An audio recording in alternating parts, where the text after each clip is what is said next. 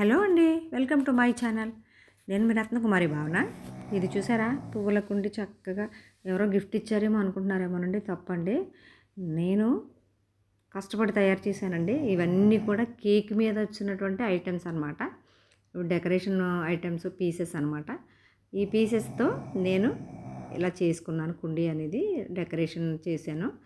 దీనికి ఒక silver wire తీసుకున్నానండి. దాన్ని రెండు వైపులా మడత పెట్టి అలాగా తిప్పితే స్ట్రాంగ్ వస్తుంది. ఇదేంటంటే మౌల్డ్ చేసుకోవచ్చండి. ఎటువైపు పడితే అటువైపు వంగుతూ ఉంటుంది.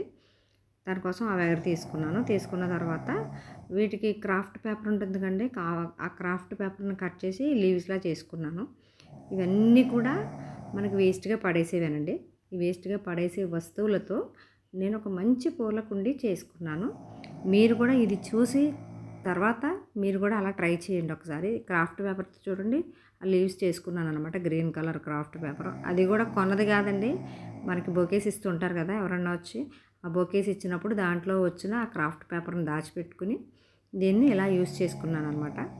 మనం ఒకసారి పాడేస్తే అయిపోతుందిలే అనుకున్న వాటిని కూడా రీయూజ్ చేసి మన ఇంట్లోకి మంచి డెకరేషన్ చేసుకోవడానికి బాగుంటుందని ఇలా చేసి చూపిస్తున్నానండి.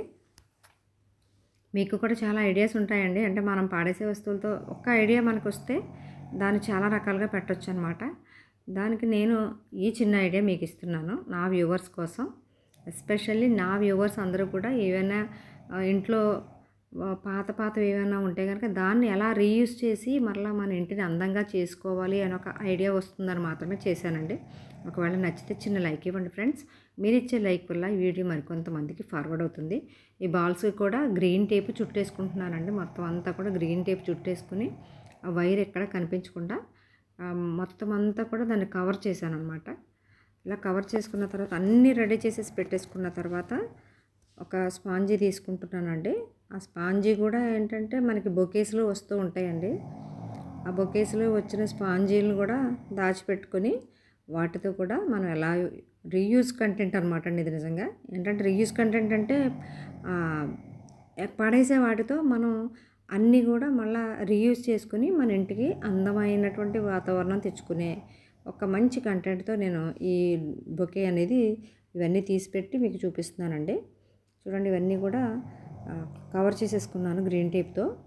చేసుకున్న తర్వాత ఇవన్నీ దాంట్లో గుచ్చుకున్నాను. చాలా ఈజీ అండి. అంటే మనం కొంచెం టైం స్పెండ్ చేస్తే మనకు ఒక మంచి డెకరేటివ్ ఐటెం అయితే రెడీ అయిపోయిందండి.